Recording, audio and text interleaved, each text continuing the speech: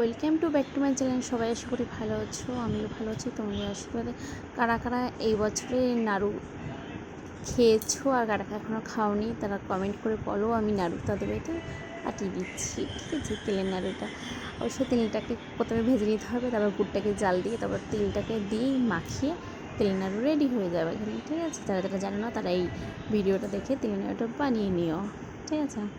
আশা করি তোমাদের কাছে একটু ভালো লাগবে। আর ভিডিওটা ভালো লাগলে প্লিজ লাইক করে শেয়ার করে দিও। ওখানে তোমাদের কাছে এটাই চাওয়ার আছে, আর কিচ্ছু নেই। আজ আবার দেখাবো নারকেল নাড়ু কীভাবে করছি।